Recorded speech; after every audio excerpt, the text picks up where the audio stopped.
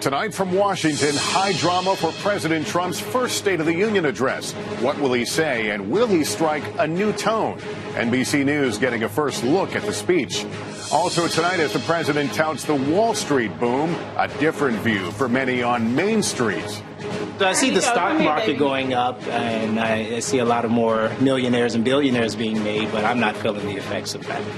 A lot of middle-class families still waiting for the boom to reach them. Shocking new developments in that false alarm missile warning in Hawaii. Officials now say the worker who triggered widespread panic thought a real attack was imminent. A dangerous close call caught on camera. A Russian fighter jet gets within 5 feet of a U.S. Navy plane. And a potential game changer from Amazon, the company that revolutionized the way we shop, makes a big move about the future of healthcare. This is NBC Nightly News with Lester Holt. Good evening to our viewers in the West from Washington as we look at the U.S. Capitol, our backdrop and site of tonight's State of the Union address. Just over a year on the job as president, Donald Trump will tell Congress and the American people tonight how he thinks we're doing as a country and, by extension, how he is doing as its leader. In his first State of the Union speech, count on the president to take a victory lap for an economy that's continued to grow under his presidency and list tax cuts among his major accomplishments. But he also comes to this end of Pennsylvania Avenue tonight, saddled with remarkably low approval ratings in a country deeply polarized. This afternoon at a White House luncheon with network TV anchors, the president acknowledged that divide, telling us he would consider it a great achievement if we could make our country united. Our chief White House correspondent, Hallie Jackson, has more. Tonight, the most traditional of speeches for a president who's anything but. White House officials tell NBC News President Trump has been working on the remarks since December, scrawling notes by hand on each draft. He'll pay special attention to economic progress in the last year, even after questioning the accuracy of some of those same economic numbers during his campaign. The numbers they put out are phony as far as I'm concerned. The president thinks our economic recovery is all thanks to him, when reality is that he owes a lot of it to Barack Obama. Overall, expect more optimism than his inaugural. This American carnage stops right here. And more bipartisanship, too. Not the first time he's made that push. The time for trivial fights is behind us. Since then, the president has personally insulted almost 20 of the people who will be in the audience tonight. That crowd, composed of lawmakers, some wearing all black in solidarity with the Me Too movement. Guests in the First Lady's box include hurricane heroes, business owners benefiting from the new tax law, and a police officer who adopted a baby whose mother was addicted to opioids. Dozens of dreamers will be there, too, like some we met today, watching from home, wondering about their future. What do you want to hear from Donald Trump? I want a consistent, clear message of what he wants to do. What message would you give the president? We won't stand for being used as pawns in political games. If you really love this country, do what is right and support us, because we would like to support this country as well. And keep in mind the backdrop to all of this for Donald Trump. Record low approval ratings for this point in a presidency, the shadow of the Russia investigations, and the threat of a government shutdown just 9 days from now. Lester? Hallie Jackson of the White House will see us shortly during our primetime speech coverage. With the president expected to tout the state of the economy, a boom on Wall Street, the Dow up 30% since his inauguration, and unemployment falling for several years now at a 17-year low. But in cities and towns across the country, a lot of families are still waiting for that economic boom to reach them and their wages. NBC's Jolene Kent now with the state of the middle class.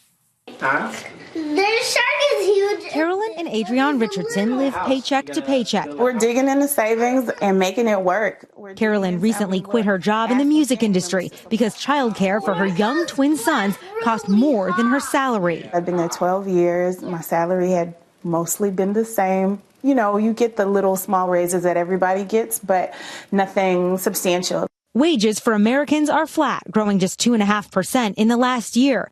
And the number of Americans who are working part-time but who want a full-time job is about 5 million, just slightly better than at the start of the Great Recession. I see the stock market going up, and I see a lot of more millionaires and billionaires being made, but I'm not feeling the effects of that. But in a tale of two Americas, some sectors like professional services, healthcare, and construction are booming. If I could hire 50 guys tomorrow, I would. Everybody's cool. Mike Brewer now pays workers more at his plumbing business in Phoenix. We've had an increase of 20 to 30% in wage growth over the last 3 years. But experts say if wages don't start to grow across all industries, Americans could be facing another downturn. We're growing at the low end, and workers' wages at the very, very high end are also increasing. But for the bulk of the middle, there's not much improvement. We pay our bills. Carolyn Richardson isn't giving up, now starting her own business. I just take life week to week, month to month, and hope for the best. And you're taking it into your own hands. Yeah. Jolene Kent, NBC News, Encino, California. And tonight's State of the Union comes amid the firestorm here in Washington over that secret Republican memo. The White House now reviewing the document that alleges anti-Trump bias by the FBI and Justice Department dating back to the early days of the Trump campaign. Here's NBC News national correspondent Peter Alexander. The release of that deeply divisive document would be unprecedented, relying on a never-before-used House rule.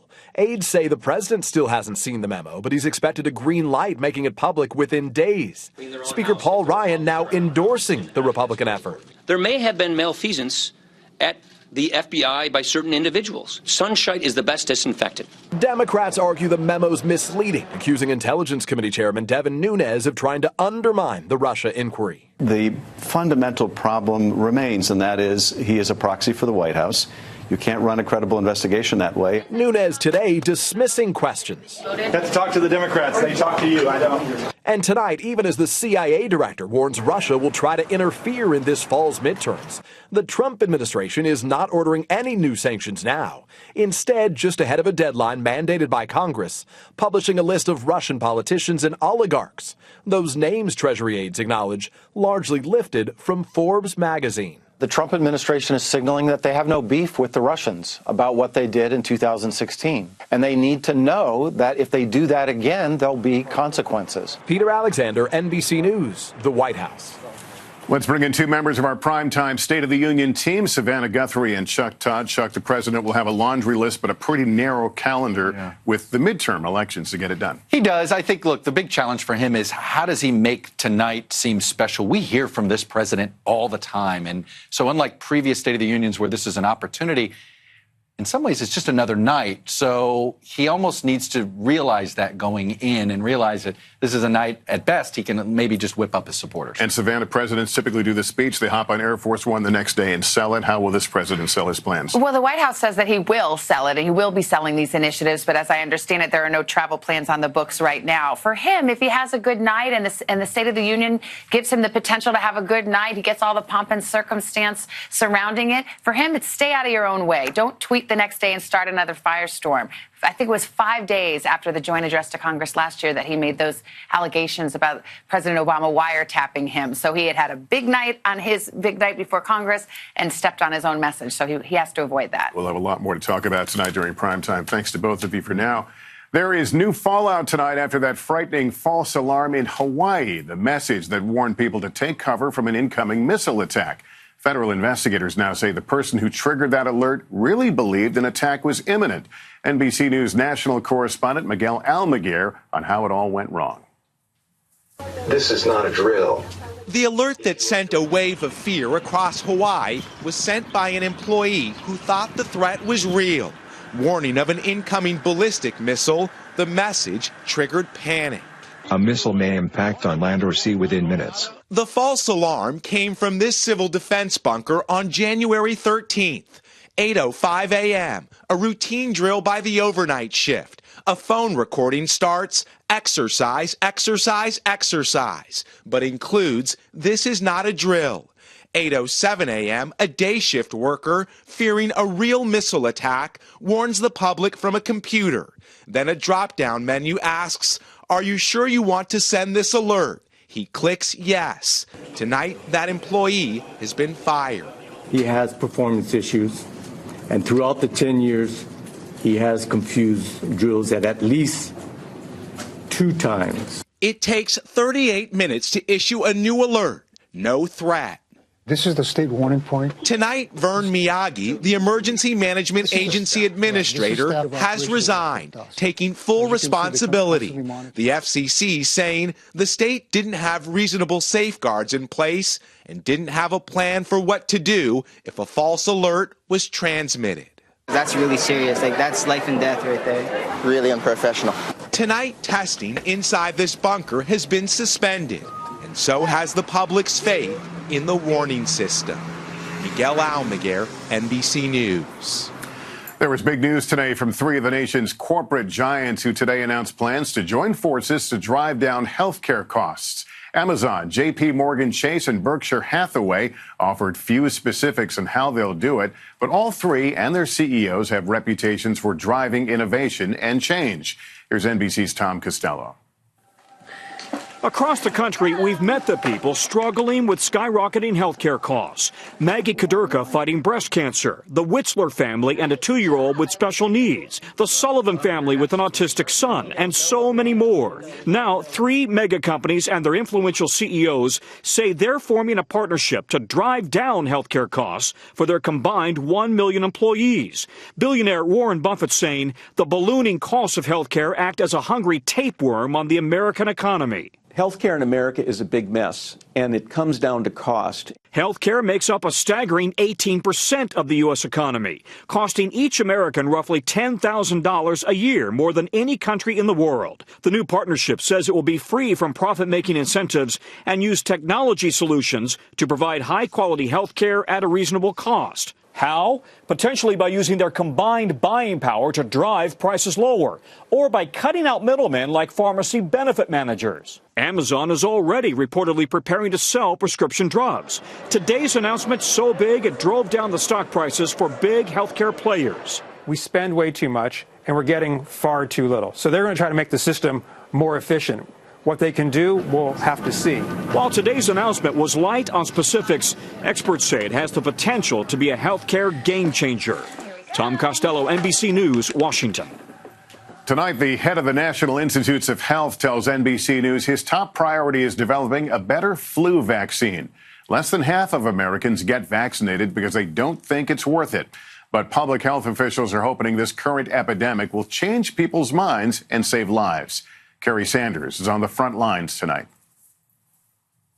Play the one in Las Vegas, 12-year-old Carlos Okipenti, fun-loving and full of life, died in his mother's arms from the flu. He goes, "Mom, I feel so dizzy." He landed on me. He was literally like he stopped breathing. Hospitals overwhelmed. We have the flow meters on every bed. Today, Atlanta's Grady Memorial put up a mobile ER. And in Tampa today, nurses prepped flu shots for a free vaccine clinic tomorrow. What is it that causes somebody to die from the flu? It really has to relate to someone developing pneumonia or other complications related to the flu. So not necessarily the flu itself. One bit of good news, 6-month-old Alaya, who we saw last week fighting for her life, is now back at home. She's been a miracle the whole time. A survivor in a brutal flu season. Kerry Sanders, NBC News, Tampa. Still ahead tonight, he sparked a big backlash with what he said about women in music. And now the Grammys president is changing his tune. Also, our Richard Engel, who's brought us so many powerful stories, now shares his own, opening up about his 2-year-old son's harrowing medical battle. We're back now with something that hits very close to home for our NBC News family. We all know our friend Richard Engel from his fearless reporting in some of the world's most dangerous places. But tonight, Richard and his wife Mary are sharing their own personal story about their 2-year-old son Henry, the surprising diagnosis they received, and the challenges they're facing as a family with courage and hope. When Henry was born just over 2 years ago, he was sweet and beautiful. But quickly, things didn't seem quite right. The problem was Henry wasn't really progressing. He wasn't sitting up when he should. He wasn't clapping his hands when he should. We went to every doctor we could find. Cardiologist, hearing, sight, vision, blood tests, and gastroenterologist, everybody. Hello. We decided to do a full genetic scan. The results came in last September while I was with U.S. troops in South Korea. I called you. I said, we have a result. And I said, it's not good. It's not just delay. It means lifelong, permanent, untreatable physical and intellectual impairment. And you? I just said no. Yeah. Doctors told us Henry has a serious genetic disorder. In girls, it's called Rett syndrome. For boys, it's very rare. Good job. Good job. He'll likely never walk, talk, dress himself, or have the mental capacity beyond a toddler. Kids with this mutation tend to have epilepsy or seizures. No matter what's coming, we want Henry to know he's loved. To stimulate and give him exercise, we do physiotherapy at home or at a hospital every day. Very good. But now there's hope Henry could hold the key to a treatment. Henry's mutation is unique in the world, but because it's unique is what makes it so valuable. Sometimes from the rarest thing you can learn the most. Henry doesn't produce enough of a protein called MECP2, essential for brain function. Dr. Hoda Zogby's lab in Texas has collected Henry's cells. So these are Henry's cells. We're using them to monitor the level of MECP2 protein. Dr. Zogby says if she can find a way to boost the protein safely, it would be a breakthrough for Henry and potentially many children with genetic disorders. We first told our story this morning on the Today Show to raise awareness of special needs children and genetic disorders. We've since had an outpouring of support. Now we hope the next step will be a treatment, and maybe Henry can take us there. And Richard, you guys are all family, and we are all deeply touched by your strength here. What I found interesting is if they can find the key for Henry, potentially they can unlock a door that's going to change a lot of lives. And that's what this research lab in Texas is focusing on. They think his mutation is one of a kind, and that if they can figure out a way to fix Henry, that it could open the doors for lots and lots of different kinds of genetic treatments. So they're working on it, and they're working on it with Henry's cells. And there's a lot more specific scientific information for families that want this kind of, to learn more on the Nightly Facebook page. All right, we'll know that we are rooting for you, and we're certainly rooting for the science. Thank you very much. Richard Engel, thank you. We'll take a break and be right back. Caught on camera, a close call, a Russian fighter jet veering into the path of a U.S. reconnaissance plane over the Black Sea, coming within about 5 feet at one point. U.S. military officials call it an unsafe intercept, but Russian officials push back, saying the U.S. plane was getting close to their airspace. That sound you hear is the president of the Recording Academy backtracking amid a backlash over only one woman winning one of the top categories at the Grammys. Neil Portnow was quoted as saying women need to step up. Portnow now saying those words have been taken out of context. In a new statement, he clarifies, quote, our industry must recognize that women who dream of careers in music face barriers that men have never faced. We must actively work to eliminate these barriers and encourage women to live their dreams and express their passion and creativity through music, he said.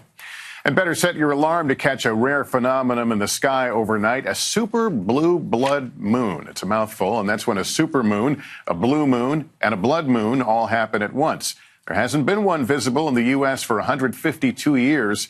Those in the West have the best chance to see it. When we come back, the former reporter who's gone from writing about crime to fighting it. Finally tonight, the story of a police officer with an unusual resume. Before joining the force, she had an entire other career as a reporter. But now she's gone from informing the public to protecting it. NBC's Gabe Gutierrez has her story. Taylor, how are you? This is not the lifestyle Taylor Dungeon ever imagined. People were like, you're nuts.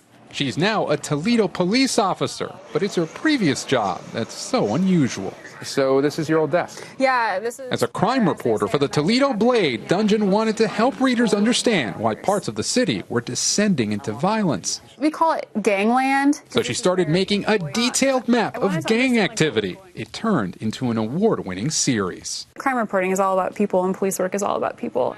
But listening to scanner traffic wasn't enough. Honestly, it's super cliche, but I just wanted to be able to help people.